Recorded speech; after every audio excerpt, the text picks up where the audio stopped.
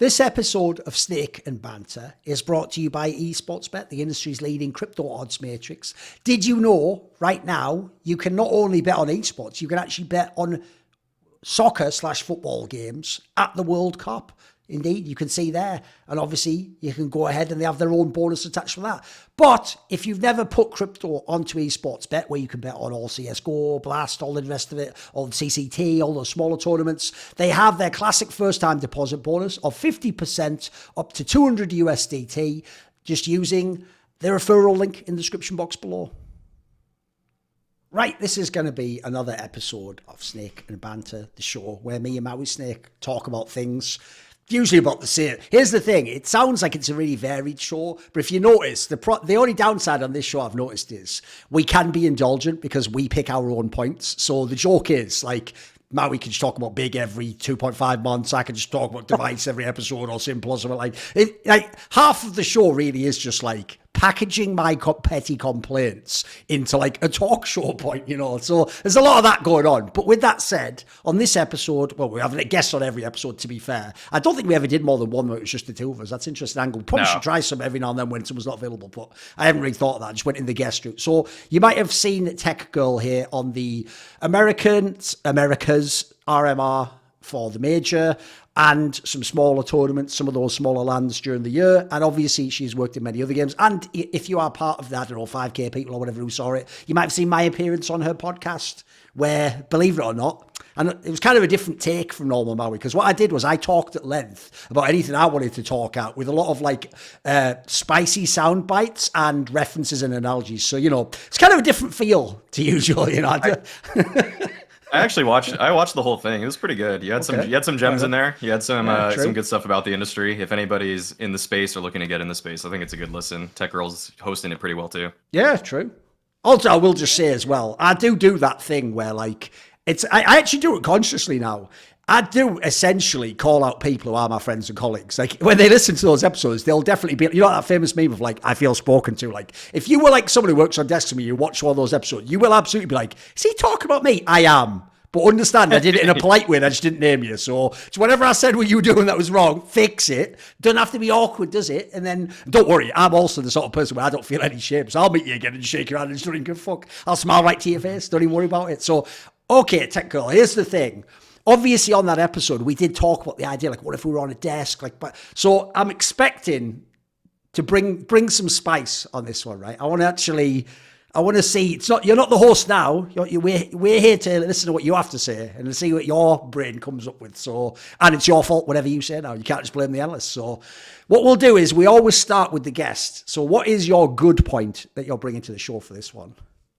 My good point's a little bit weird because like I actually do like spice. I love drama. It's kind of my favorite thing. So my good point for this is k0nfig going to heroic, even temporarily, for Blast World Finals, just because I love like the heroic Astralis like rivalry. I did Pinnacle earlier in the year, and all I wanted in the final was k0nfig and k0n to interview both of them next to each other before the game.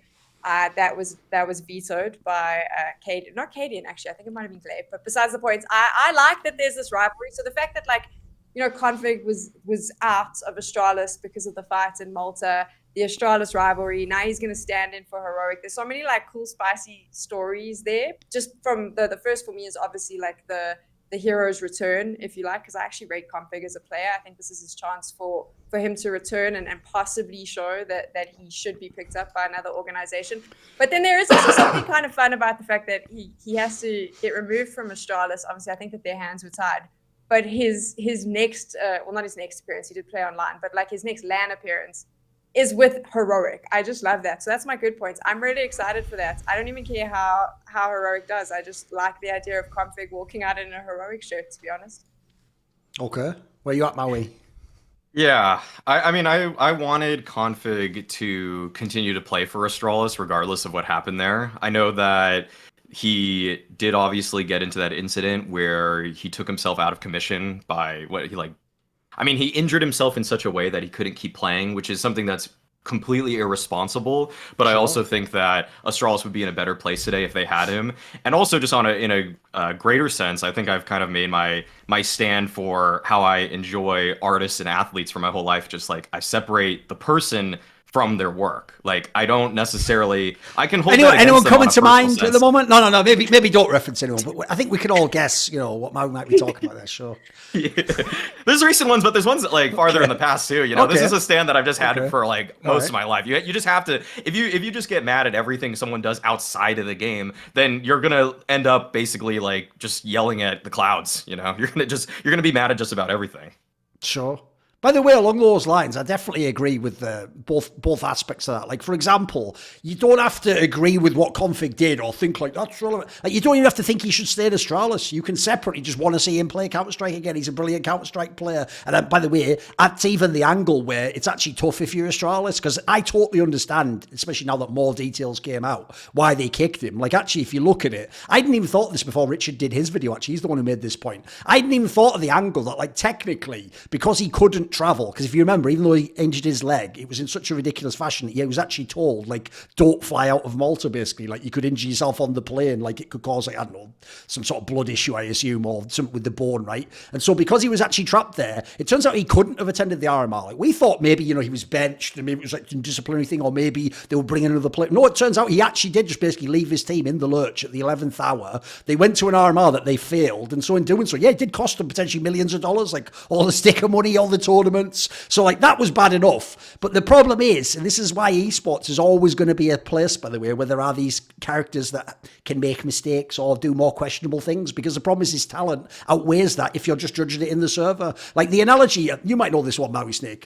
There's a player in the NFL, he's probably not going to play again now, called Antonio Brown, the wide receiver. And basically, look, he actually does have a backstory that people never mention, which does make me a bit upset, which is he did actually receive like a ridiculous head hit a few years ago from a defensive player, which I'm not joking. Like, that was like the moment that he went into like another dimension. And ever since then, unfortunately, he's done a lot of what people would describe as, I think it's quite a reductive thing, crazy behavior. Like, he's just done a lot of wild things. In fact, the last time people saw him, he just took off his shirt and just like ran off the field, basically. Like, he seems like he's a very troubled person, but why was he still playing? Because no matter what disciplinary issues he's had, as long as he's legally allowed to play in the NFL, if you're a team, there's always going to be a team out there where they're like, well, we'll roll the dice, we'll gamble. What if we get the upside? What if we get how mega he is as a player? So I actually think this move, by the way, is also a really good move all around, because Heroic has their own unfortunate circumstances where Stown can't attend. We're speculating because it just seems likely. If you know the story of why he didn't attend last year's World Final, where his brother basically died a few days before the final, I'm imagining maybe the anniversary aspect of that is some factor as to why they've given him this time off now. But in that scenario where essentially Heroic was going to be going to the LAN without their best player, and so automatically you think, well, they're not going to win. It kind of takes the luster off the Heroic angle. This is actually like I never saw it coming, but it's actually like kind of a unique angle to give like a bit of interest to the Heroic storyline again. And I said this on one of my other shows that hasn't come out yet, so I won't cannibalize the point. But I actually even think it's a pretty good role for role swap, Maui. What do you think? I actually think for real, if you put k0nfig with like Shush creating space for himself, dude, I think this could be actually pretty good. I think they could even win some games. I think that it would be like marginally better if he kind of like took some of Testis's roles and Stown's roles. I think those would match him more perfectly. But yeah, in terms of getting to be a star, also getting to be a hybrid, that's something that k0nfig has done in the past. So I think that that's a really good angle that he kind of gets to prove himself in more or less his comfortable spots. I think actually like position for position, there's a decent amount of overlap here, which is why this position or this substitution just makes a lot of sense on paper. Listen, in an ideal world, I want to see k0nfig, BlameF, and dev1ce together. Like, because I think that would have been sure. I thought that would have been glorious, but it's not going to happen. And I mean, we've spoken about it now, but also he was never going to be able to stay on after what he'd done. I think it sets a precedent for bad behavior. So if he was going to go anywhere else to showcase himself, I just think that the Heroic, especially because didn't the fight happen after the Heroic loss as well? That yes, kind of that was actually spurred it. And by the way, nice. k0nfig also has that problem where, like, you know, when people always say I have a really good memory, yeah, because you need it. Because if you don't have a really good memory and you're someone who makes a lot of controversial statements, you will inevitably hoist yourself by your own petard. Like, you'll have seen it by now. Everyone's retweeted it.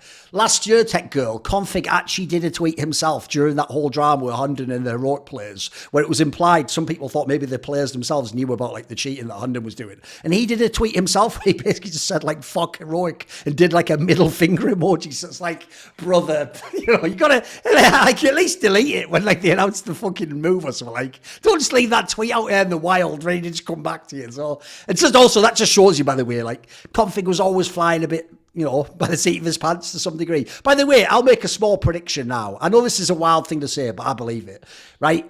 You can't expect that people are going to literally like transform like a movie and become a totally radically different person. A bit like the old stupid hashtag everyone did for New Simple or whatever. He never really became New Simple. He just polished some of the rough edges off. He'd had less incidents. And when he had some of them, spoiler, I can tell you, they were behind closed doors and they weren't talked about and they weren't things public and they weren't tweets and they weren't stupid things on stream. So I don't expect k0nfig to become a saint tomorrow. Like, I would even predict you'll have a little bit of edgy behavior and shit talk. You'll have all that again soon enough, because the other thing I feel with someone like him is I think you'll see there's like a cycle to how it goes. Like when they're at the peak of their powers and they're really good and they're winning in the game and everything's going awesome, that's when they're most likely to then get a bit of ego and start flexing it and being a bit silly, and that's when they're going to push the boundaries a bit. So the key thing is you're safe now because he has to go through the redemption cycle and he has to find a team again, he has to prove himself, and he has to lay low for a little while. So I think we're at the beginning of that cycle for me. I know the people were like, wow, he's back on the scene already. No, this is like early doors. He's not even in a real team yet. As you said, technically, he studied online. Now he's going to stand in for one LAN. And spoiler, he is not replacing his Stout full time. There's not even any chance of that happening. So I actually think this is, like I said, I think it's just a good move all around. I don't really see what the negative would be, especially because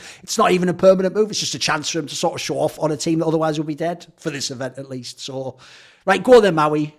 What is your good point?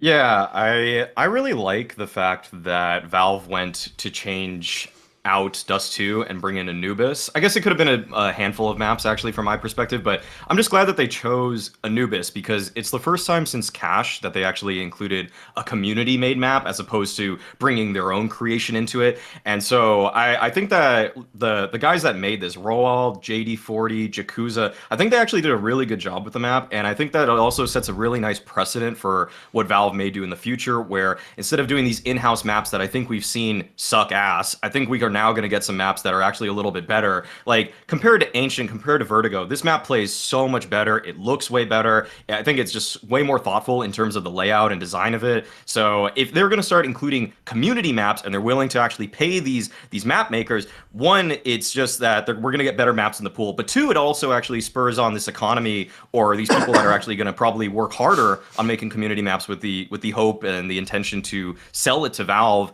And I think that we see how much money people make from skins in this game already. Like, I want map makers to do that too, because they have more of a direct impact on what we get to enjoy as spectators or pundits. Sure. What do you think, Tech Girl?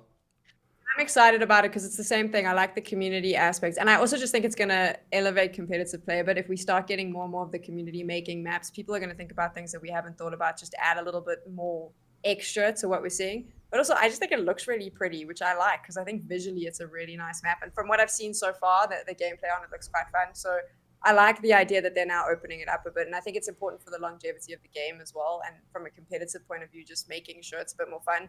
And it is way better than Ancients, in my opinion. So I'm excited about that. If only it replaced it, that's all I'm going to say. No, what I would say is, like, on your point, by the way, Mouse, I definitely agree with that community angle. I actually think, like, low-key, that's like a scandal, like a can of worms no one's ever truly opened, because like that's like the elephant in the room in Counter-Strike history if you think about it. Not only did Valve not make Counter-Strike the game or even CSGO, they even actually like shipped CSGO out to a third-party people that made it for them. But crucially, the old maps weren't made by them at all. Those were just made by community people and they just got put in the game. Now it's true that nothing they did was illegal. If you know how it worked, what they did is they had an SDK, standard developer kit, in Half-Life, and basically you used that to make like artifacts and elements for Counter-Strike, which Counter-Strike itself was made using that, and Half-Life, right? But the downside was, if you used that, it was within like the terms of service that you agreed to. Essentially, like Valve owns it. Like they own anything you make. Like, look, on the one hand, that's fair. Like they were giving you a free tool to make something with. But the problem I have is this, Mouse thing. I know they couldn't have known at the time it was going to be like that. But if you think of like the map that was just removed, Dust 2, that is Counter-Strike to people who are casual fans of FPS games. Like that, I'm no joke. It has won this, by the way. That has won like most iconic map/level ever in like polls over the decades. Even a few years ago, it won one. Like shows how old school it is. So my problem is this. That was just made by a guy for funsies, and I don't even know if that guy ever got money. Like maybe he got something, maybe they gave him a sort of arbitrary sum at the beginning. But I do kind of feel like when you consider CSGO, the game has literally generated billions of dollars of profit, forget even revenue, profit for Valve. I agree, like there's it wouldn't be unreasonable if the people who made like the classic, but they should have like 100k or something in my world. Like, or maybe we make some crowdfunding element where there's some way to pay them for it, like maybe you do something like you bring back those old people, you do a crowdfunding thing, once it reaches a certain mark, they make a new map, but they're sort of getting paid for the old map, if you know what I mean. Because I do think like that's the element of Counter-Strike that we all ignore. Every other sport just has the field, like you just have a field, that's what you play on, right? Counter-Strike lives and dies by the maps. In fact, the whole reason why there's like practically like a civil war every time they change the map is because everyone who hates like Ancient comes out to battle the people who already hated Vertigo, and then there's people like me who are just boomers, so we're just like, even though it's a 5-year-old take, I really still hate the rework of Nuke. And everyone's like, no one agrees with that opinion, but that's just my life. So we're all used to that at this point in time. So I think Anubis isn't a bad addition. I will say I haven't played it enough to really know if I like it as a map. But also the reason I haven't done that is I've found I don't think it actually helps to play the map in matchmaking because it has no relevance to how they use it in pro play. I have to see it played in pro play a few times because I've had a few times I've played a map in matchmaking. I was like, this isn't bad, and it's just terrible in pro play. And vice versa, actually. Like, as much as I don't like Vertigo, I do think it's a way better map to watch than play, even though other people tend to have the opposite opinion, I've found bizarrely. So I don't mind it, but as I say, I can't comment on specifically on Anubis itself. I don't really know in that regard. Well, I think if we want to speculate on what Anubis can be, I think it's going to be a map that's really good for like lurk potential. And I think that it's going to be a game because there's just so many angles on the map if you have to traverse it. So if you have to rotate, there's all these like little crevices and cracks. And if people like ROPS get really sneaky and they start like, late flanking or something, it's going to be really tough for CTs. And I think that I think it's going to lead to a lot of interesting gameplay. And I think the bomb site fights are just so entertaining as it is, and just and this is taking from like Face It or matchmaking experience, sure, and some of the games that have been played at like the ECL level, like all of those right now. I think like when people get the bomb planted, it feels like there's just new angles and new ways that people are combating each other. I think it's really cool to watch already. Do you think we'll see it though? Because I think they said that it will be available for the Blast World Finals, which is obviously like the last big one. Do you think any of the teams are going to play it? Is it too soon? Do you think anyone's going to possibly have it and we'll actually get to see something? Do you know one downside people didn't think about when it was announced is, you'll know this, Maui, one of the reasons why Dust 2 hasn't been played that much is a lot of teams have it as the permaban nowadays. So yeah, the problem I have is, unfortunately, if you replace a lot of teams permaban with a brand new map, they're just going to permaban that map. Okay. You know what I mean? Like, exactly. People will just be a bit cynical. So unfortunately, like, I don't know in that regard. Like, the other problem I think you have is this. Because the Blast World Finals is a really stacked event, the only real team that's incentivized to go ham is OG, because they're the one that shouldn't really have a chance to win otherwise. So I also think, if you notice, to me, the teams that bring new maps into the pool is usually like teams like 10 till 15, say, in the world, because they have the most incentive to try and get like some weird side edge on the team as a third map that haven't practiced it with some top team and who are avoiding it, So I don't really know if the finals is enough. I feel like I don't think it'll be played that much personally. I think what they'll do is they'll leave it till the third map, and then they'll just play chicken to see who permas it or second rotations it or whatever, or it'll just not get played if you don't go to 3 maps, if you know what I mean. I feel like Vitality might try it. I feel like G2 should try it. Oh, like, they definitely these are should. teams. Yeah, so like there's probably like a few there that should be interested in going for it if people aren't going to ban it. But like it is kind of frustrating thinking about the World Finals in that Heroic, which is probably one of the best teams right now, is just going to ban it because why would they? They've already been banning Dust 2. Yep, so exactly. That's not going to change anything. Okay, my good point. This is, by the way, Maui, I always rib you for, for all the other jangles on it's going to be about big or bloody, what event did Mount world class? I get there, brilliant. They are, Tommy, Is it the way they take care of you? We all know the jokes, right? So this is going to be one of my own moments to be indulgent. Because I will say, this is a bit of a reach if you actually look who he played. But I'm going to do it anyway, Mauisnake. My good point is device's return. Oh, he was carrying, wasn't he? He was dropping 50. I mean, look, he was playing absolute nobodies. Like, understand, fans, I get it. It doesn't matter. None of these games game's manner. But even so, first of all, it does play completely into the wheelhouse of what I actually speculated would happen, which is, of all the players in Counter-Strike history, I think dev1ce might be the most durable. If you actually look, like, he seems to just have mastered how to, like, get his game to a level that he wants it to be at and how to play it. Like, even when they said he was bad in Nip, dude, like, the floor on that play was amazing. He was still never, like, an actual bad play. He just wasn't at the level as simple as he were when the top 10 players. He's probably still, like, a top 10 to 20 player in the world. So it doesn't surprise me that he's come back and he's good. Like, spoiler, people know he's played a few face-it pogs over the last few months. He's just a player where, like, I think he's got the mindset to compete. Skills are obviously mega and have lasted years and years. So even though, look, this tournament doesn't matter. The CCT is just a tier 2, tier 3 thing that Astralis is already playing almost as a PR move just to get dev1ce on the server before the year ends. But, like, crucially for me, at least it shows he can play and he's willing to play matches again. And if he actually does start early next year, like, I would just predict he's good out the gate, man. Maybe not his best, but I think he's just going to be good. And so, in light of what we said about the config move, because I agree, Tech Girl, the really depressing thing was we spent so long waiting for dev1ce to join that config isn't even there when he joins. We wait all that time. Like, but imagine this team with dev1ce as well. Oh, he's gone. Like, like, he's finally there, but now config's gone. So I actually think this actually, I'm already hyped to see him play properly anyway. So I'm just glad at the idea he did play a game in 2022.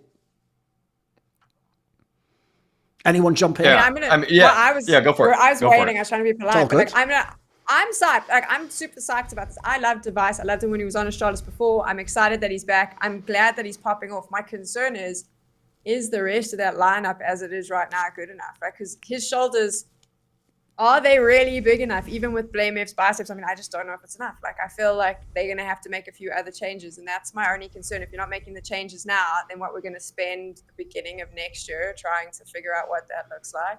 That makes me a little bit sad, because I kind of want that big return to glory. I want them to jump into their first big events and just blow everyone out the water. I want that for dev1ce, but I just don't know if they can do it. I'm excited that he's back and he still can perform the way he did, but I have some concerns.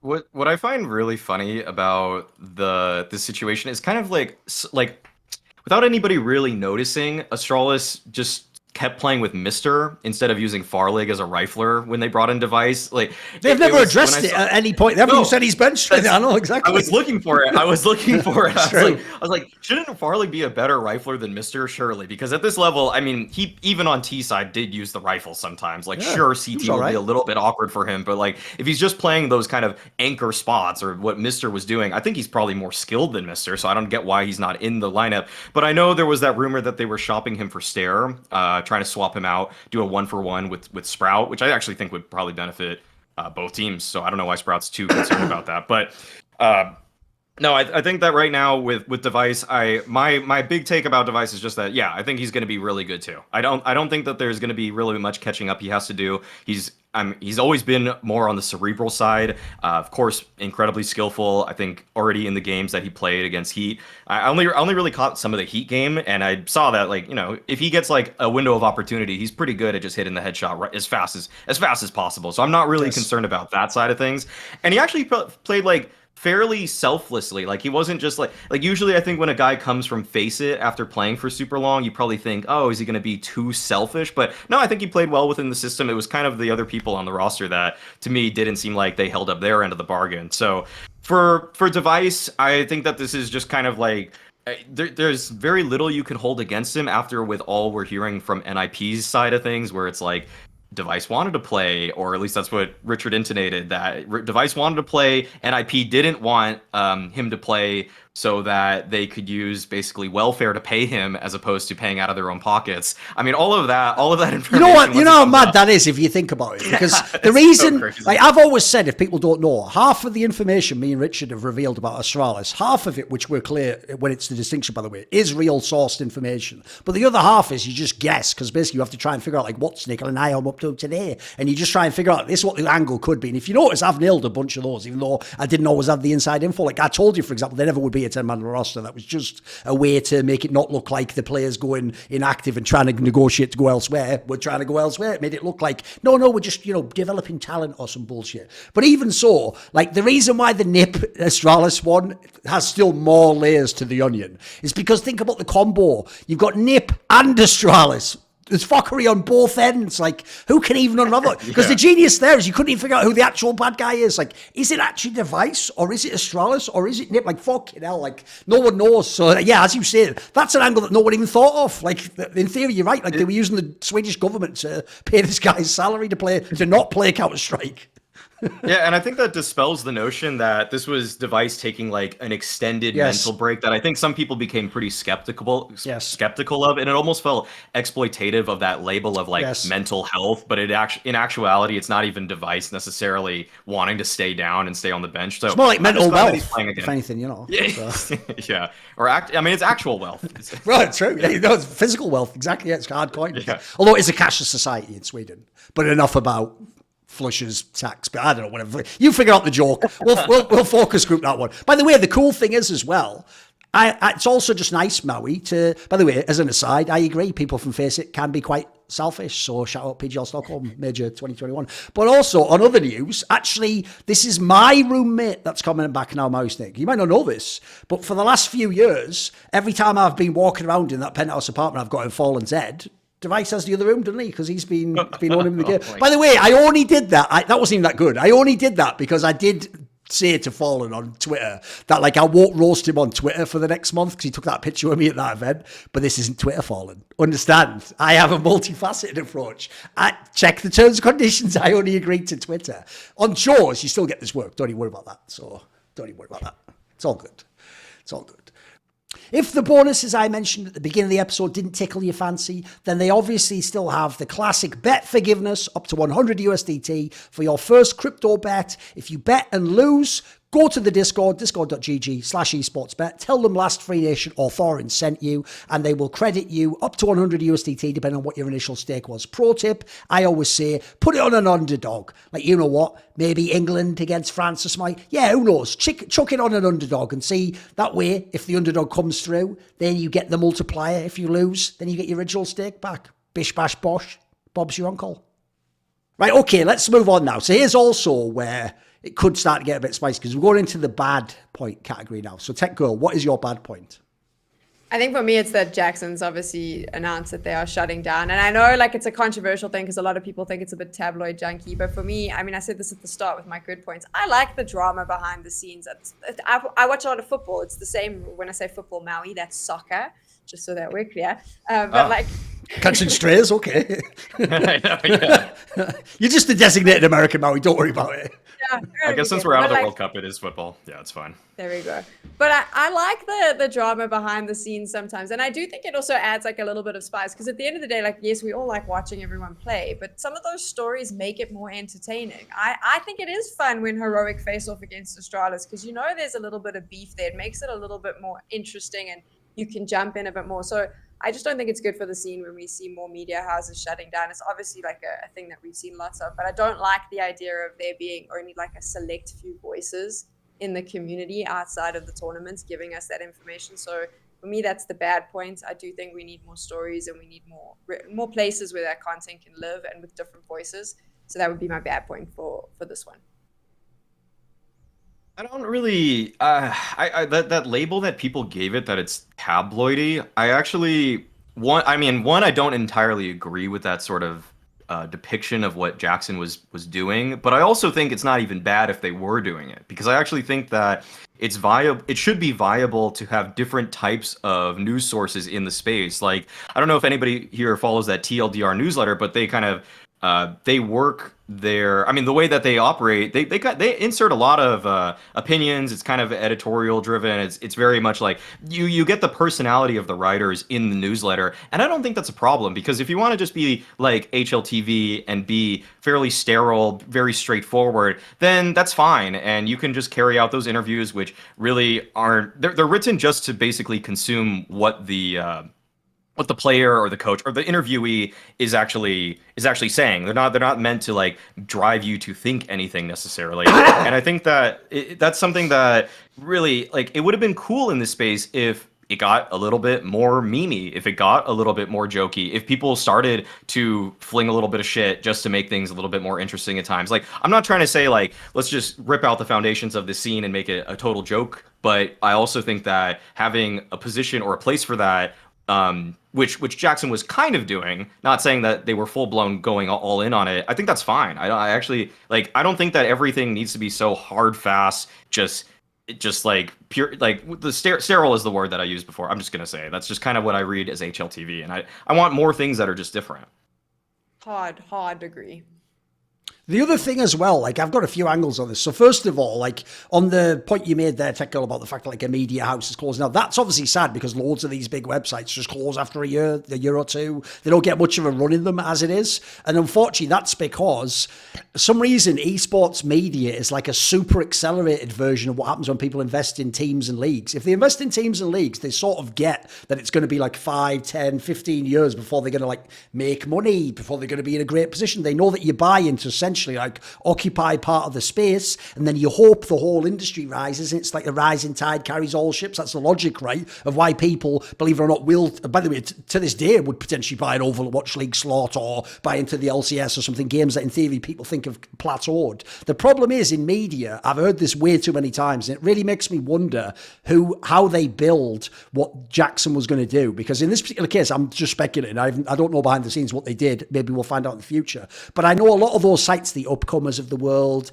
the Yahoo Esports, when they've done all these different sites, what they tend to do is someone has way over aggressively sold the initial investment. And what they've told you is like, you know, by year 3, we're going to have, and then they have like some outrageous amount of page count and impressions and like numbers you could just never reach. And so the problem with that is not only if you want, the problem in esports is this, right? You'll know this, Maui. Like it's not about the quality of the content. A massive part of it is marketing, which involves like your name, the size of your platforms. Like if you even just hit, even just actually doing something spicy to get like the right angle so someone's clicking your news post and they're not reading, for example, the rewritten version of your news post that someone did on HLTV when you post it on a different site that says report or whatever the fuck, or does one little hyperlink at the top. So the problem is, like, to get those hits, you're going to have to burn through all the money that you just took from the investor hiring big names. And so in the case of Jaxon, they went a different route. If people don't know that one of the main guys behind the site was a guy who was like the media and PR guy for North. That's why he had connections to k0nfig and some of the other people in the scene, especially it was from the Danish scene.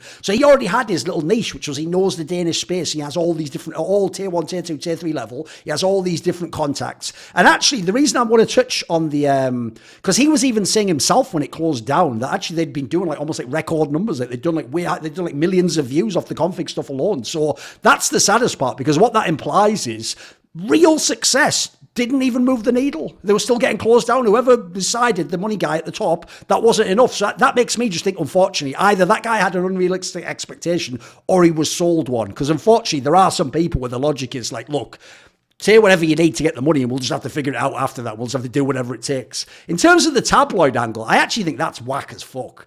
Because like, what I'd love to do, I wouldn't really because they're all 14-year-old idiots, is like, what do you think tabloid means? As far as I can tell, they think it's like this, but it was a story about someone being drunk and punching. That's like a tabloid. Like, no, that's not what makes something a tabloid. Tabloid is a very specific type of reporting. Like, for example, if the article was written in a very salacious manner or it sensationalized elements, that would obviously be classic tabloid, right? What I don't think people realize is, you think like the Times, like a very famous broadsheet newspaper, probably the most famous in the world, the Times of London, you think they wouldn't report on like a violent incident involving a massive sports star? Of course they would. If you go to the back of the sports page, you'll be there. The question is, what journalism would they use to report on that? And my issue is this. I know, because I've actually been a source of some of the Jaxon stories, that they actually do use very legit methods in esports. Like, by the way, Jaxon is levels above all those anonymous leakers you see on the internet. Some of those anonymous leakers, I'll just tell you straight up, are a guy who's like nobody. They're not a famous person. That's why they don't do the face reveal till they get like the 100k view, because they're nobody. You wouldn't want to see they're not a famous person. But the reason they don't tell you who they are is because if you knew they were nobody, you wouldn't waste your time reading the tweets. And what they tend to be is they're a guy who's friends with like a guy who was the assistant manager of Fnatic League of Legends, who told them, not even about Fnatic, like, I've heard G2 team's getting this guy. And that's their story. They just come out with that story. Because remember, there's no downside to doing it. It's a fucking egg on Twitter. You don't really lose anything if you miss. But if you hit, everyone subscribes, everyone follows. It's all that's tabloid journalism to me, because they're not even using like proper journalistic methods. Whereas I can tell you, not only are there stories Jaxon has reported on when they contacted people like me or others in the scene and were like, we've heard this from our source, have you heard something similar? And then looked for a lead where they could like corroborate the information independently, which to me is the true sign of an actual legit journalist. But I know they've done that with others in the space too. And so the key sign is this. You know what it seems if you're just an outside fan, like, oh, all they did is every week they just had an update on the config story. Yeah, but why didn't they have every single possible rumor and detail? Why didn't they have 50 stories about config? Why didn't they have stories about config and then speculation about... Because there's stories they didn't publish. There's times where I even told them, actually, I don't have a source on that one. And I noticed it took 2 weeks extra for that story to come out. That means, by the way, they had their source. They could have just gone with it the day after I say no. So that's actually why, if you notice... People like me, I can't say for Richard, but I suspect similar for him. I noticed Richard always complimented them and said everything was right that he'd seen there. That's why, if you notice, they got sort of the seal of approval of the OG journalists, because we could see they're using the right methods. So personally, I don't think it's at all like off limits to talk. Because in this case, here's the problem with the config story. If config had never been unable to leave Malta and he'd been able to go to the RMR, and that had all just been something where it was up to Astralis if it was ever revealed, that's one thing. But as soon as he literally can't play in the team, and in this particular case, I mean, I knew this was going to come out sadly because of the nature of the story. I'd already heard the story about a previous esports event he was at, where at the event he'd had this drama. So as soon as you do things like that, there's a term in journalism, it's called, is it in the public interest or not? That is in the public interest. Like, you want to know, why did he get benched from Astralis? Because he's bad at the game. It's because of this actual thing he did in his job. It wasn't just all private life stuff. So to me, I understand it's tricky. There are times where I do think certain things should never be in the news. I'll just say this right now. There's certain people where it's just like some girlfriend drama or something. I'm like, look, if the girlfriend isn't in esports, what does that have to do with this player? Like, that's his private life. Like, he can, as long as he didn't do it himself on his Twitter or something, that is his private life. So I think the tabloid thing is just people on Reddit. Essentially, tabloid just means I don't like this outlet. It's like, it's just a smear in it, because as far as I can tell, people love the actual tabloid shit. The tabloid shit is those stupid leaker accounts. They're mega popular. Dude, people love it when fucking Overdrive does what he does every time. He doesn't say like, oh, I've heard like maybe this team's considering. He just goes like, Force minus this player, Navi plus this player. That's not journalism. That's just like fucking a rumor that you're presenting as like just fact. Like, and if you notice, mate, forget does this guy hit and miss. He's using the Gatling gun. He's just firing fucking a machine gun and then a couple hit. And you go, but he was right about that. Like, motherfucker, what wasn't he right about everything else? Like, so to me, that's more tabloid. That's more TMZ. And even then, spoiler, every fan's clicking that on Reddit. Everyone's putting a comment. Everyone's discussing it. So I agree with the original point as well. Like, people have got to stop in esports. I've made this point a million times with you, Maui. Like, everyone's got to stop already in Counter-Strike pretending they watch Counter-Strike like a chess master, breaking down the tactics. None of you are doing that. So, being as we're not doing that, we're just watching people shoot each other and going like, Corral, or whatever. Like, let's also acknowledge that we're not always only watching like,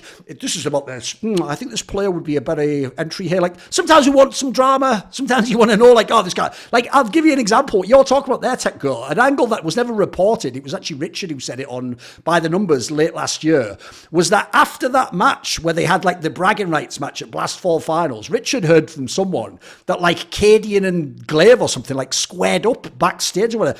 Dude, if you even just hear that, it might not even be true, but it's already like, ooh, tell me more. Like, what? And then what happened then? Like, sounds awesome, doesn't it? I heard that story. And then when I was at Pinnacle and I got to do interviews and they made the finals, I went and I was like, I want Glaive and k0n on either side. And I want to do the interview before the game where I basically ask them, you know, are you ready for this and hype it up? Because I'd heard that there had been this like face off where they'd got in each other's faces. And I mean, whether or not it was true, I thought this would be perfect because everyone else had heard it. You knew everyone. Exactly. Everyone talked about it. I was like, now let's put them on the stage, you know, like, come now fight. Like, that's what you kind of, when I say fight, obviously not a physical fight on the stage, but I thought that would be such a cool thing. And every other sport, like, I mean, I know we're not supposed to compare ourselves to sport, but the reason we watch other sports is because you see that emotion. My favorite thing is to watch k0n when he plays Astralis, because I feel like he overshouts because he knows that it drives them insane. Right. I love when they put the camera on his face. I love watching them in game. But I love watching k0n try and psych people out when he's screaming at them. And I like it when he starts sulking when he's not doing as well. that's something that I just find really interesting, and I think other people do as well. So I think it's sad that we want to like, I don't know if we all want to water it down, but I do think there's like a watered down thing happening, and I think Jaxon added a little bit of that fun to it in a when I say safe way. I don't like the leaking accounts because I think that they can sometimes damage people's real lives. They were doing it in a safe way, like you said, following proper journalism, but just writing in a tone that made it really entertaining, and it adds value. It adds value to the show. It's the reason I'm going to sit and watch Config play for Heroic, for Blast, and actually be interested in Heroic more so than just watching them to see them play. They're not the team I would focus on, but I'm going to do it now. And it's because of the Config story that they did. I mean, there it is. And by the way, Glaive versus k0nfig, that's a fucking giraffe fight right there. Give me a break, mate. Come on. Put the periscope down, will you? Everyone knows what I'm talking about. Right, okay. All right, Maui. You've got a fucking mad edgy one here, so come on, hit me with it. What's your bad point, Maui? This is an interesting one. I want to see where you go with this. I've kind of got two parts for this one. The way I was proposing this is just that it does feel like, especially for riflers, that in CSGO, the skill ceiling has more or less been hit. Because when you can watch a team like Bad News Eagles just out duel FaZe, then you kind of know, and you kind of start to take the doomer pill that it's just like, wow, this game actually you can only hit a certain limit of how good you are in this.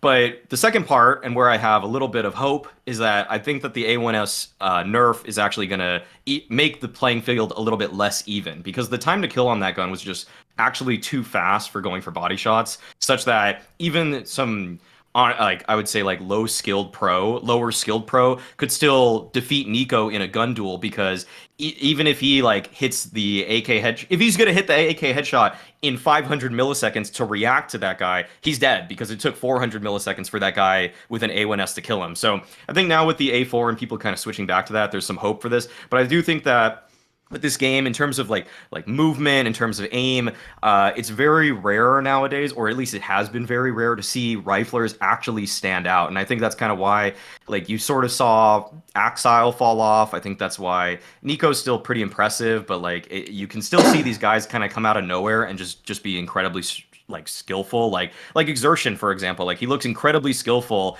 and yet he hasn't really played at the tier 1 for very long. I think he's great, but it kind of makes you just scratch your head a little bit, when we want this game to be so masterful and that there's so much that you can do to up your own individual ability, and then you kind of just see these guys come in and you're like, oh, well, they're about as good as the best riflers in the world. There's not a noticeable difference always between the 5th best rifler in the world and the 50th best. Okay. Do you think that's just because the skill level is, I mean, there's just, in the last few years, there's just been more opportunity for these younger players to get time on servers, to up their game a little bit. So they've just been able to reach a higher standard. More players have been able to reach a higher standard quicker, maybe?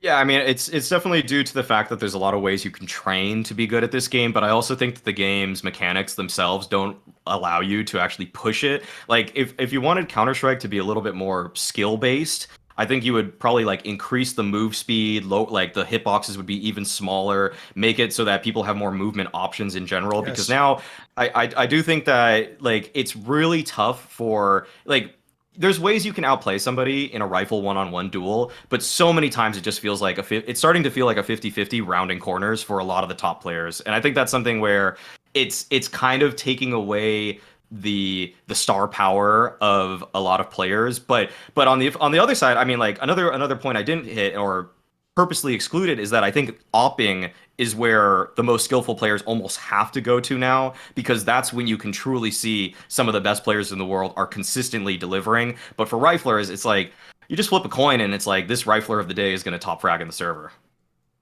Okay. I think there's a bunch of meta things. You were touching on some there that I think is account for why this is. So first of all, I agree. The most obvious thing is the shadow of the fucking M4A1S being so cheap, so good, and then especially because it just kills so quickly.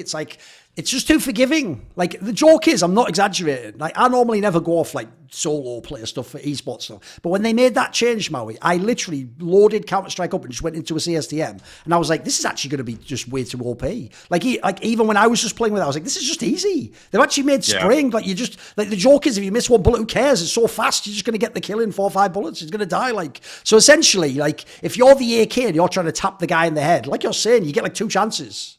Max, you dead after that. Like, this guy's just spraying you in your chest. And the worst thing is, remember, the CT can't always choose the distance a fight takes at in terms of like the overall totality of Counter-Strike, but they can just sit behind the box on the corner. Like, if they're on the Mirage at short, they can just go really close. Like, good luck winning that fight. You not only have to move out, instantly spot where he is, your Kosa has to go straight to the head and kill him instantly. And if you don't, he can just kill you in the most pedestrian spray ever. That's why, in my opinion, if you look at all, everyone's been looking at the stats on T-side, and like, unless you're Ewu and Simple, you just never have positive stats. Look at the people who have the insane success on T-side. It's like fucking Yekindar, Twists. These are just the guys with the most insane first one bullet aim with an AK. Like, that, the point is, like, that shouldn't be the standard for winning a duel against an M4 A1S. Like, M4 already has so many advantages. The other aspect as well, I think, and I can't believe people are cool with this part, is it's fine to keep the M4 the way it is, but the fact that it's silenced so that you can just shoot freely through the smoke and the T can't shoot you back. Dude, I actually think that is OP as fuck. Like, I've seen way too many rounds where the T's are waiting for the smoke to fade so they can hit, like, Ramp Room on Nuke or something. And the CTs are just actually incentivized to just take pot shots randomly, just shoot 2 bullets here, 2 bullets there. And if you hit them, you just dink the guy. Great. Like, that's too OP. Like, what's the counterplay to that? Like, you have almost no downside because he can't shoot back and know where you were from.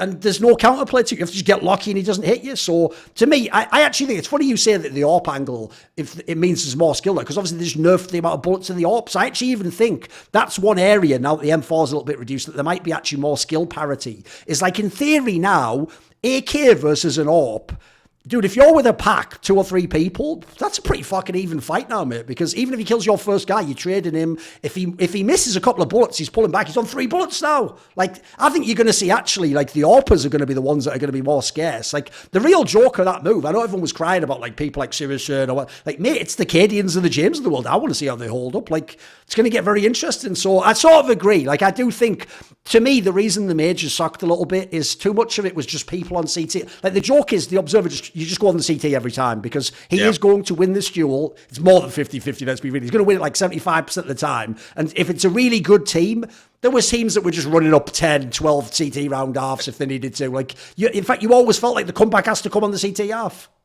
Yeah, and I think one thing also is that it's simply less exciting for people to watch like a mowdown with an A1S in a stadium. Like, this is such a specific point, but one, it's kind of like when we watch someone spray people down with an A1S, it just looks so easy. It's just like they literally just pull their crosshair slightly down. When people hit A4 sprays in the past, it was a work of skill. Like, it was art, like hitting a spray transfer with that gun is really hard. And so people that were able to accomplish that, I mean, they really stood out. Like the electronics of the world or like anybody that was like a great pit anchor in the A4 meta was just like...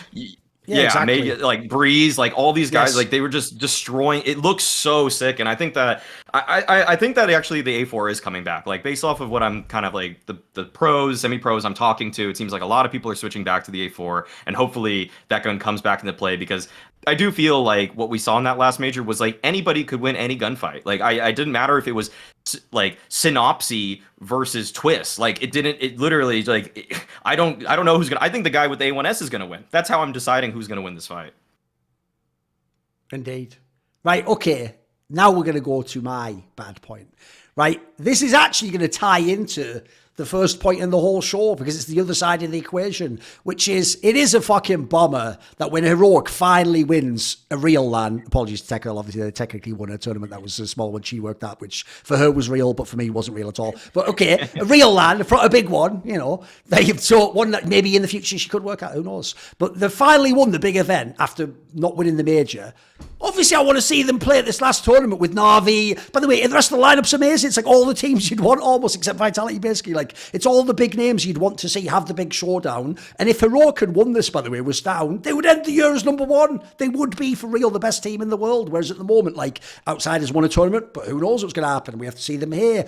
Heroic just won Blast Finals, but you know what? It was by that much of a distance, and it fades right there. So the sad thing is, we could have had sort of like a neat ending to a bunch of the storylines, so at least we'd know going into 2023, like, who is the best team. Whereas I feel like the Heroic storyline just delays it. Like, I mean, I suppose there's a world where a FaZe or someone could win and people will say they're number one, but you wanted to see all these teams actually clash at the end because the calendar is a bit more sparse now. So I think just that angle, it's a bit of a bummer because like they just won and then you get the sucker punch of like they're not at the big final though. So whatever.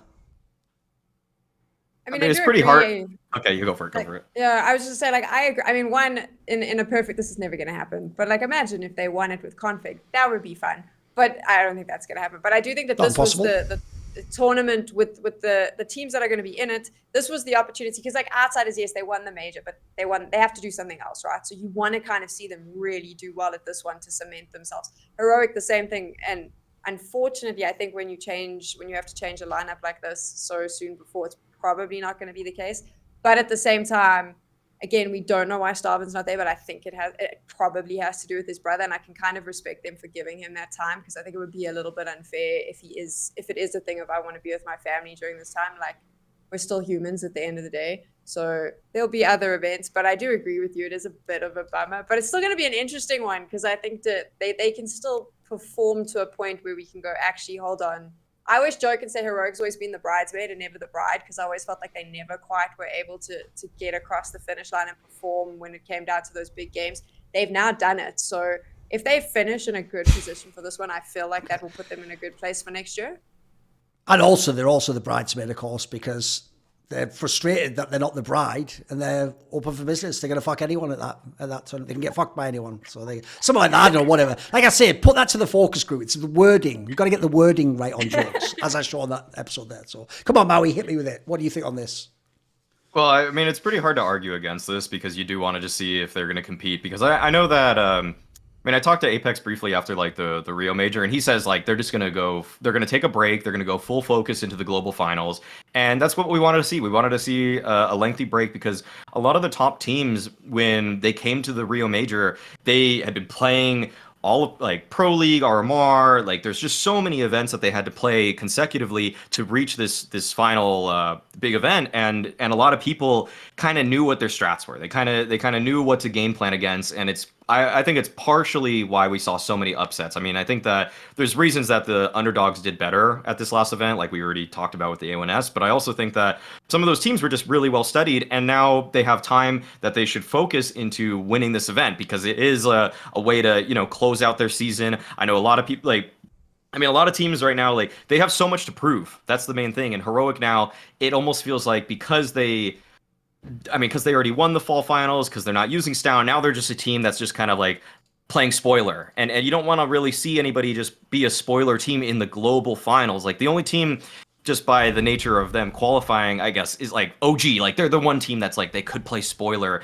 But every other team seems to have a legitimate claim here that they could be a top team in the world. And yet, if Heroic do it, then we almost have to like discredit them even more. Like the other teams, like it's kind of like it puts us in a weird situation as people as onlookers, where we're just seeing like, well, is Heroic actually like a really great core? Is Stown not that good actually? Like now it draws into so many questions, but like we just want hard answers from the global finals. That's what it should do. It should give us like, it should tell us who the best team in the world is going into 2023. And now we're robbed of that because of like one extenuating circumstance. By the way, Tech Girl, I'm going from memory here, but wasn't it the case actually that even though I joke like it's not as big a tournament, the Pinnacle one that they won, like because they hadn't actually won a LAN tournament together, that still was a big deal to them, right? Like I think they even said something like just to lift the trophy was like a big deal, right? I mean, I think it was a big deal. They partied for like 24 hours after winning it because I had to listen to them in the hotel lobby. But yes, I think it was a huge deal for them. They got to lift a trophy. Yeah, they were playing. It was insane. Like it was mental for them. But I mean, they didn't follow through after that. Then they had a couple of moments where they didn't really carry on. So it was still a small event, but I think lifting a trophy on stage was good for team morale. But yeah, for them it was important. I think it was like because they hadn't actually been able to do that just yet. So it was a good one for them at the start of the year. And like, let's just say that it got them to where they are now. We'll just pretend that it helped on their journey forward. Sure. By the way, I will just say as an aside, because like I've always said this, like my role in esports is obviously people get these egos, like big balloons all blown up, and I'm just the little prick that comes along and pops it on. That's just my role. So I will say, I saw a lot of people trying to do that sentiment of like, You didn't win the major, but you did. You got your title at Blast. It's like, listen, let's be real. Like, you'd rather win the major. Like, they didn't sort of like make up for that. Like, in fact, I have to say, if I won the Blast Fall, I would just be thinking, we could have won this and the major. Like, I would be thinking that way, you know, like, dude, this should be like our start to an era. So, like, just miss me with that narrative. I know people would try and like make them feel better. Like, there's no me feeling better about losing the major final. Like, you lost. Like, you actually will, for, no joke, like that little video I made on the last Three Nations, you'll be haunted by that for the rest of your life. That's just the way it is. Even if, by the way, a lot of people don't know this, is a very subtle point. I've heard for real, even if you do win championships later, you still think like, I should have that plus that one. Like the maddest one ever, if you heard this story, Mouse, it's real. It's supposedly Jerry West, who was a player from the 60s and the 70s in basketball and lost in the final something meant like 8 times. Even though he did win and he won in like an epic season afterwards, he said like it didn't even vaguely touch like the disappointment of all the times you lost. So sorry to be the bearer of bad news, guys, but actually winning past 4 finals doesn't make up for losing the final, I'm afraid. I think also with the... Oh, go for it. Yeah. I was just gonna say, like, any competitor you speak to, no matter what game it is, with and even if you move outside of games and you go into sports, if you're like if you want to be a champion, it's never going to be good enough. Losing the major, last 4, that means nothing. Like you lost the major, that's going to stick with you all the way through next year as well. Because if you're a true competitor, I think that's just how you're wired, right? And even when you win, you'll be happy you won, and then the next day you'll sit and talk about all the things you did wrong, even though you won, and you'll try and fix them. That's just the nature of what makes the best the best. If we even want to frame... Major. Sorry, that was just, I'm throwing in a cheeky bit at the end. Yeah, it's so good. It's all. If we even want to frame how the team stacked up at the fall finals with how they played at the major, Heroic didn't even beat a playoff team at the major in the fall finals. Like everyone, like FaZe was 0-3. Like you look at the form of some of these teams, and that's why this win for the fall finals. I mean, it's a win. It's a big win. The tournament matters. Like these are legitimately good teams, but in terms of form, a lot of them could be drawn into question. It's why I would have. I mean, going into those grand finals, like I think the. You know, the history says FaZe should have won that grand finals, but also like form obviously was lying with Heroic. Like they just made it to the grand final. Like, but again, like everybody that Heroic beat in the playoffs did not even qualify of the playoffs of the fall finals. You had a G2 team that didn't even play the major because they didn't qualify. You have a Liquid team that went 2-3, FaZe going 0-3. Like that kind of sours the win that they found there. And so you would want to like. I don't know. You can't go 1-to-1 with the global finals in the major, but also like it felt like it could have mattered more. It could have mattered so much more, and if they won that on top of it, then I actually would really believe in their ranking as #1 right now. Right, Common. Then, what is your ugly point, Tech Girl? I mean, I think for me, it's the HUNDEN ban being lifted. I mean, what a shit show. Integrity Commission. Like, I think it's just proven that if you've got enough money for lawyers now, none of that actually matters. And I do think it's important to have something like ESIC around. Like, I do think that that's necessary, but not in the form it at the moment. Just feels like a little bit of a joke to me. And in South Africa, we have something, I mean, obviously, because that's where I was based. I grew up with esports here, and we have an organization that tries to do this whole thing as like an oversight committee. And it just turned into this like fraudulent shit show where they did nothing, and it kind of this reminds me of that. So it's just ugly to me, and I that was the thing that's been bugging me since I've been reading about it. It's just got under my skin a little bit. I mean, the quick point is just that for me is just kind of like laws that only punish you based off of like let's say like it's a traffic fine. If you just get a bunch of traffic fines, all you have to do is pay a bunch of money.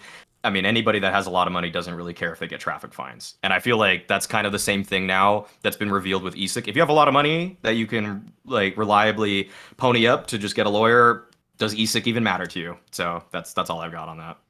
Yeah, the actual thing that I think is so dark, it's actually why it's a good ugly point, not just bad, is I don't think people have even realised, like, that's the floodgate open.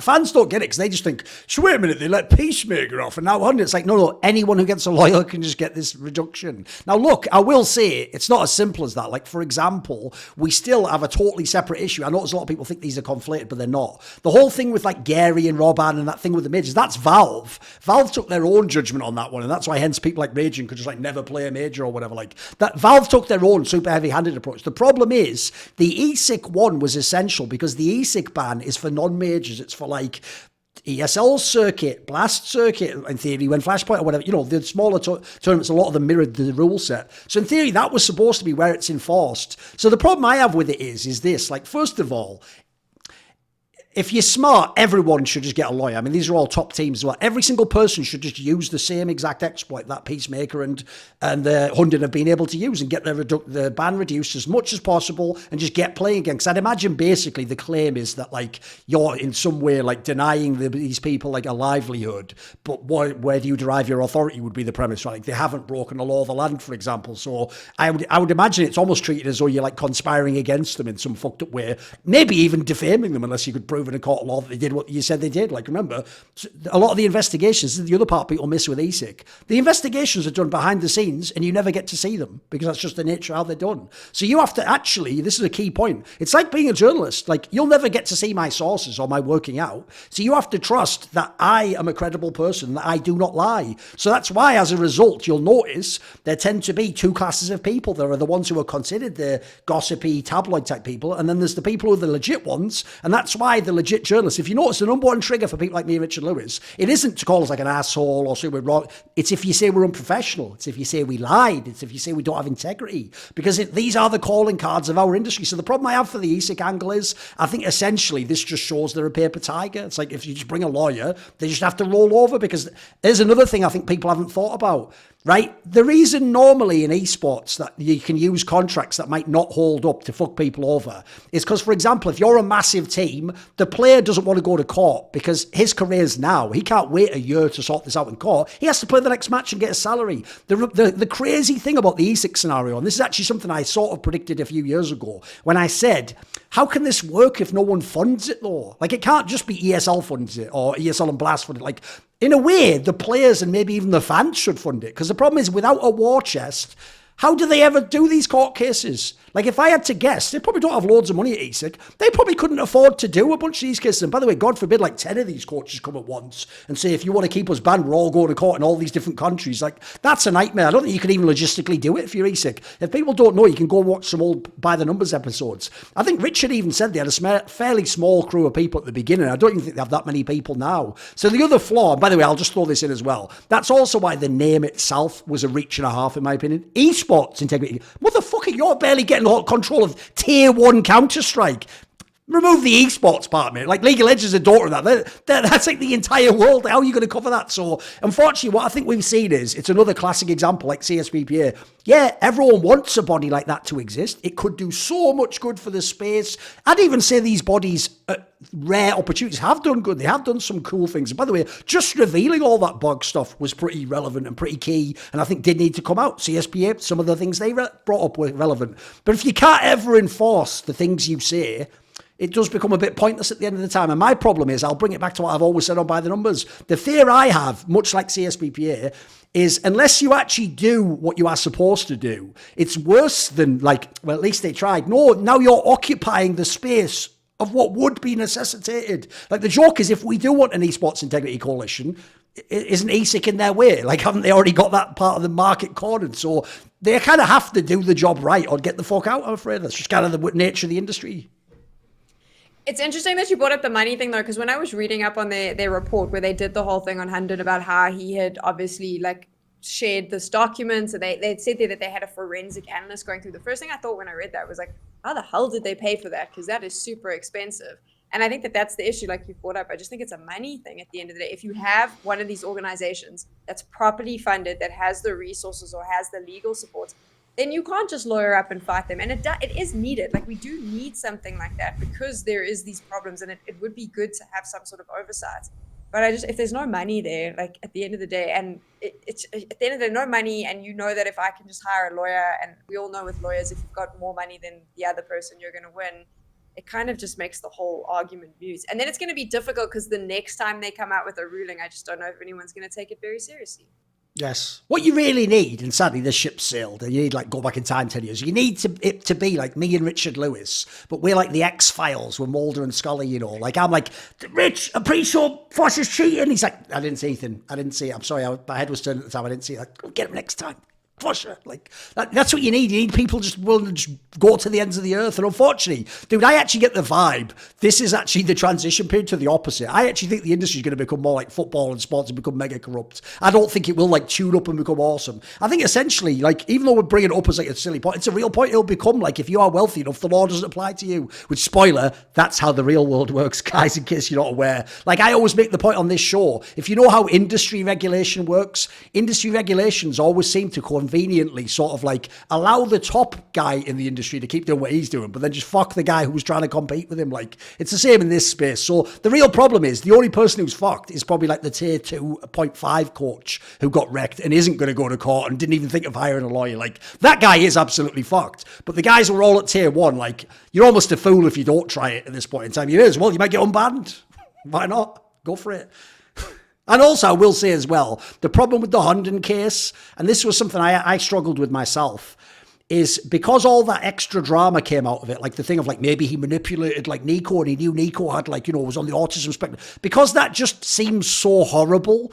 It's not technically like particularly illegal if you don't know, guys. So the problem is, because you just really don't like HUNDEN when you hear that story, it makes you think he should get even stronger punishment. But actually, that's what makes it so tough. Because what did he actually do? Like, he sort of tried to trick Nico into like admitting that he did something. Like, that's not really that bad, actually. Like, the idea you would manipulate him is bad, but the actual action is not like, it's not like he murdered. Put it this way, he didn't even do anything as bad as what k0nfig did. k0nfig tried to actually have a real life fight with someone. Like, that's clearly worse. So the other tough thing as well, in my opinion, is like the HUNDEN one is the one that makes it look the worst, because everyone just hated this guy. So if he gets off, it's like, now what do we do about all the people who just did the crime and didn't do any salacious shit? Like, it feels like they should all be off too, right? Like, go there, Maui. What is your ugly point? It's okay. Mine is something that I would want to coin as I would just call it rating culture. Okay. And rating culture is to me just kind of stats driven discussions where it's the stats are preceding the point as opposed to someone making a claim and then using stats as they're supposed to be used to actually draw a conclusion or like to supplement their argument. So like an example of this is that it's led us to this point in discussions where it's like there's so little nuance that people are making these weird claims for why players are performing badly or teams are performing badly. Like, this will be a line that I'd hear from like actual people in the space, like pundits, is that someone will say something like, Electronic isn't working with the same bit that Boomich had. And it's like, no, it's not. And because they look at the rating that Bit had and they think, Bit's just playing badly and Electronic doesn't have much to work with. No, it's the opposite of that. It's the system that Electronic is not putting together so Bit can't thrive. And so like the cause and effect here is just completely backwards. Like, people are starting to say things like, people are so form driven now in their discussions and how they want to take conversations that like people actually believe right now that they can see the difference between a 1.13 player and a 1.10 player on HLTV. It's like, trust me, you cannot tell the difference. You literally cannot look. If you look at that game and ratings and stats were taken away from it, you wouldn't be able to tell the difference in 0.03 rating. Like, that's a slide in performance or anything like that. And I think where this is like really apparent is that a lot of people, and rightly so, were praising Fame for what he was doing. But I mean, this kind of feeds back into things that, and it's a little bit self-indulgent because I've been praising Jame for so long. It's like what Fame was doing under Jame was better than he ever did in his career. And so what I'm trying to put forward here is that, like, if you look at the stats, Fame had more like 1.2 plus rating stats with Jame than he was like ever having with K23 under Nealon, and the competition got better. And so it's not that Fame just suddenly said today, I'm going to be good. It's that he played under a leader that put him in better positions. And yet the stats driven narrative people will kind of just say like, oh, look at this. Fame is doing so well. Like, look at that. Like, Jame plucked this guy out and he was like already a god. It's like, no, it's the system that Jame put together that enabled Fame. And I just find those kinds of discussions really lazy. I find them just lacking a lot of nuance, and I just feel like it's just entirely reductive, and it honestly just doesn't give credit to the right people or mostly coaches, mostly IGLs there. I've experienced this like quite a bit with analysts on desk sometimes, where I feel like they miss the just piss off everyone I've worked with. They feel like they miss the nuance of like what's actually going on. Like there is a team of people here that are playing, there's coaches involved, but they'll just be like, oh, that player's playing like shit. And you'll be like, well, no, just because they're not getting they might not be getting the kills, but look how they're setting everyone else up for success. And I feel like exactly what you said, everyone's just getting really focused on numbers, and you do miss the nuance of what's involved, and that there are, like I said, more players in a team. You've got to look at the bigger picture to determine if someone's popping off, see who potentially gave them the space to pop off. Like you said, Maui, I'm basically just agreeing with you. That's actually all I'm doing, so I'm going to stop talking. It's all good. Here's the thing, though. I definitely know what you mean. Like where you were implied. Like you were both, by the way, low-key, like calling people out there without saying the names. Because like another classic thing, people have even done it on this show loads of times, is, you know, when you have a coach or another player, because one thing that no one's allowed to say this, so I'm going to say it, motherfucker, is just because they're coaches and players doesn't mean they watch every game and study the scene like Maui does. Like some of them just know things from the games they happen to watch in their practice. Like sometimes when they tell you a player's good or bad, they're going off like actually their own reductive skill, like set of games. Maybe some of them are practice games we didn't see, but sometimes like, you can tell when they're waffling when they do this, when they just go, it's like Maui says, there'll just be a player. Bit's a great example, because if people don't know, his numbers are way lower than they were in the land period last year. They'll look at that, and instead of looking at the fact, like, inarguably they've moved him on some of the CT spots for a start off, like the way they use him on T side seems different. Like, yeah, absolutely, the system seems to have changed where this player goes. And spoiler, that's actually why I think he was overrated last year, Maui. I think actually he was basically, they figured out how to take a player that was very rough around the edges and they put him in the best possible spots. And we heard all those stories like, wow, like Electronic and Simple tell him like when he's gone too far, when to pull back. Like that's not the player doing that, is it? Like that's like fucking, he's got the training wheels on. Yeah, he was the absolute best training wheels player you've ever seen, but it wasn't just from his brain. It wasn't like he got the experience and downloaded it Matrix style and now he knows how to fly a helicopter. Like he was benefiting from their approach and maybe even extra attention from other players that maybe eventually in the system want to do their own shit. So the problem I have is, you know, when people on these shows see like the rating drop, so it goes from like a 1.12 to like a 1.5, all they do is to avoid actually analysing the player. They go, I don't think he's being given the right roles or enough resources. It's like that, just because those words do so much heavy. They're like fucking Atlas holding the world up there, like bloody hell. Like, because it's like the joke is you've said that like you've answered the question. Like that's just the beginning. Like now I want to know what roles are they get. You know, like. But the problem I will say, this is also what makes it tricky on shows to talk, is even if you've studied a team, if you just didn't even watch one last LAN they played, they might have switched their roles. You might look like a fool, unfortunately, if you try and name exactly what they do on T-side or what they're doing on this particular map. So it is tricky, but I agree. I actually think what you're talking about, Maui, is what kills me. Because basically, without going too fucking philosophical, it's actually like a classic philosophical dilemma. It's like David Hume's is-ought problem, isn't it? It's like the idea you like something is, so you just derive an ought from it. Like, right, well, if the numbers are low, then obviously like they're not using him, and it's like, well, look into it. Like, look, that's a great speculation. That's a good starting place. Like, those are the questions you probably should ask. But you're just making that the destination. You're just like, right, well, if the number's down, that means then well, you just pick. If you don't like the player, he's shit or worse. If you don't like the team or the IGL, the IGL's not using him right. This guy would way be better. If you don't like the coach, what the fuck's his coach? You know what I mean? Like, the joke isn't just an excuse to blame anyone you like without ever actually doing any analysis. You just looked at a bloody number, and the number going down tells you that player's worse, whereas I don't think that's the case at all. Like, I'll give you an example. There's a player recently, I think it's a perfect example of why just looking at numbers and ratings will lead you astray all the time. You know the player Yabi, who plays for Heroic now?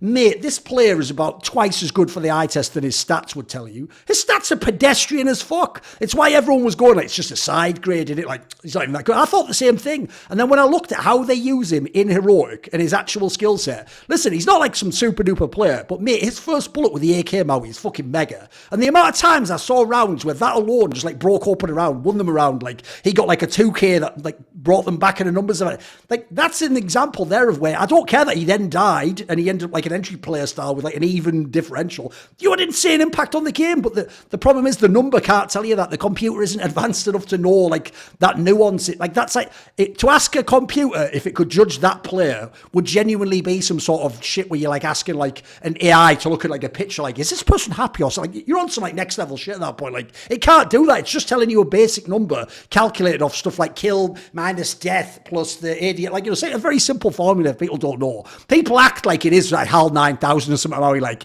I'm sorry, Twigris, but actually Jabby is not that good. Like, you know what I mean? Like, yeah, only a human can tell you that. I'm sorry. Only a human. Yeah, and I think it's just, I mean, beyond that, I think it's just like, it's kind of, it's just so prevalent, I think, with how teams, I don't know if teams necessarily are thinking about it as much, but it's kind of like shaped so many discussions that I think like I don't know if you're going fans are into obsessed with it. I would say the fans, I'm going to do that as my last point, yes. But yeah, basically, okay, well, I would say I'll save it. It is the number one way that fans break stuff down. Yeah, absolutely. It's why I think what always tricks them as well is, like let's be real. I feel like at this point in time, no joke, if you ask a fan, who are your top 5 players? They don't actually sit down, Maui, and go, right, I'll make a list and then I'll sort it out in a minute. What they do, no joke, is they go HLTV, stats, players, LAN, top 20, and then they just look at who the top 8 is. And if one of them's weird, like one of them's like fucking Zantat, like take him off, obviously. And then they just go, right, it's Simple, G-Woo, like fucking Blame F, like, and it's like, those are just, your brain was not even involved in that distinction. Like, you haven't even told me why, you just, because they're on the top of that list. Whereas, like, to me, I think it's the other way around. I've always said this. To me, the stat either opens the discussion and you then go and investigate, or in this particular case, I like to just watch the game and then afterwards I kind of check, like, am I way off base, or is this guy actually playing? Whoa, that stat's not as good as I thought. Oh, whoa, it's actually better than I thought. I like to use it as a sort of a sorting tool. I don't ever use it as like it tells me what to think about the game. I think that's too far. Basically, I'm like, Maui can join me, but we're going to lead a fucking Butlerian jihad on you motherfuckers who are on the stats train. Oh, there's a quick aside thing I want to say, actually, which is there are actually some people who have done good work in this field. Like, one, that's why I actually like those articles that Nero guy does on HLT. Yeah. Because even though he's using the stats, he then tries to sort between them and give you other context. And I actually thought a really great video on this topic was the one that King T did about utility damage. Go watch this video. It's really good because what he tells you is a load of areas. Like, basically, this is real. When people are saying stuff like this team does more utility damage, people weren't even filtering for map. Yeah. Like, for real, like stuff like crazy stuff like that, where as a result, like those numbers meant nothing. Like telling me that the team that plays Dust 2 all the time has like more utility damage than the team that plays like Overpass. Like, what are you talking about? Like, you are absolutely comparing apples and oranges and going, one has a much more orange sort of, like, yeah, no shit, that's the orange, you idiot. Like, you know what I mean? There's nothing to derive from that. It depends if you want an orange or not, doesn't it? So I actually think there are some people who have done some good work to sort of push back against this. Because I agree, it's just let's be real, it's not like it's wrong, it's just a lazy approach. Right. Maui already sort of teased it there, but yes, he actually did read my mind. My ugly point. Notice, here's the thing I am very good at, Mauisnake. I'm good at knowing what category to put my points in. Because I actually will not say, like, put it this way, interz ain't the hill I'm going to die on, mate. Like, I'll die on, like, a Kenny S hill, a fucking dev1ce, Nico, because the difference is the upside's amazing on those players. Listen, interz, you're cool and you're doing a good job playing support, but I'm not going to, like, the grave to defend you, mate. But that's why it's in ugly, because I'm willing to accept I could be wrong. And this isn't something unsurprising that I've tunneled, and I haven't watched, like, every interz position on CT side for, like, 3 months or something. But I will say, when Gambit first came around last year, and I did watch a lot of their games, and I specifically did watch a lot of this player for the last point, because he was always the player that had the worst stats. And what I discovered, a lot of people will know this, King T also did a video on this, or maybe it was Paladin, one of the two did a video on this.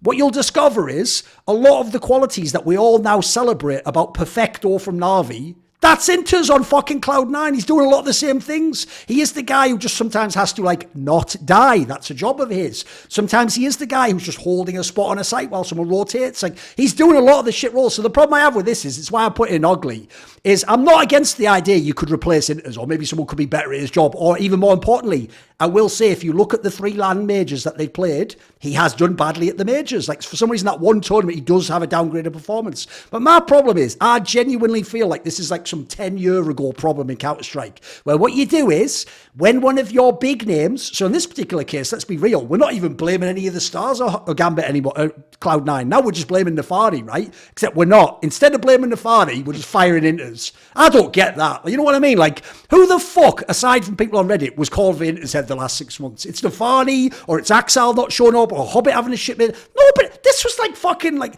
dude, like, this might be a problem. Maybe it is, but it's so far down the list. So why is this number one on the list? Because I've said this in the past, but it's my number one pet peeve in esports games, is if you use a soccer/football analogy, what we do in esports over and over again, if you let players pick the team, is they a midfielder isn't scoring goals or making chances, so you just fire a defender and just let the midfielder stay and hire another midfielder. It's like, well, now you haven't got a defender. Because in this particular case, like I say, just go watch some Inter's games. He does not play a similar role to anyone in that team. He is absolutely getting all the shit fucking positions in most cases, as far as I can tell. And as far as I can tell, like I say, they didn't lose the games because Inter's didn't get kills. That's not his job. Like, they lost the games because Nafani called like shit, and then it set some of the stars up to be in really bad spots. So the bad thing is, it's like Maui, you called for fucking Nafani's head so much. Like, they fucked around and killed the wrong person. They're going to kill Interz now, apparently. Why does he have to die? Why does he have to die?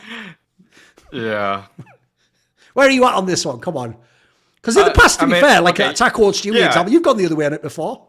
Well, I think that Inter's actually, like, I think he's probably not the best in the world at his positions necessarily, but it is he's oftentimes in positions where he's so devoid of resources. And I just think that the main thing is like kind of what I've been saying for I don't know how long now, like 7 months or so, even with the Dallas win, that I think the main issue with this team is Nafani's system, his lack of being able to make adjustments in the middle of a game or a middle of a half to decide something or to change something, because he was like Groove was the one that was calling. Groove was the IGL when they were a top team online. Like that's the main thing for this roster, is that it's not a support player that they could switch and be better. Like, I think they might be looking at a couple of the successful teams of the year so far. Heroic going refresh for Yabby, FaZe going all off for Rops, and think that that's gonna fix things for them. But it's like, the Rops fix for FaZe was kind of like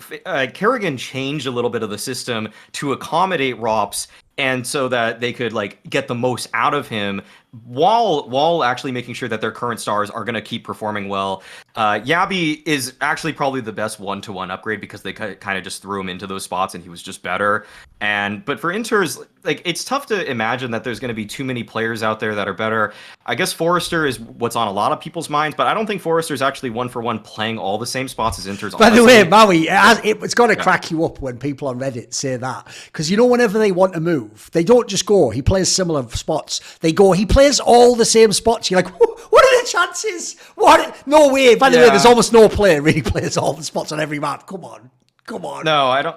Yeah, I think that I can't go. I don't think, for example, like where it's weird for Cloud9 and for Interz is that he had a couple spots which were like supposed to be doing a little bit better. Yes, and I think that's where they probably like did want him to do more. Like, he was the cave player on CT side, which is kind of like, you usually put, like, think of all the other cave players for other teams. You got Rain, you got Nico, like Yakindar plays there a lot. Like, you got all these like crazy good riflers, and then they decided to put Interz there.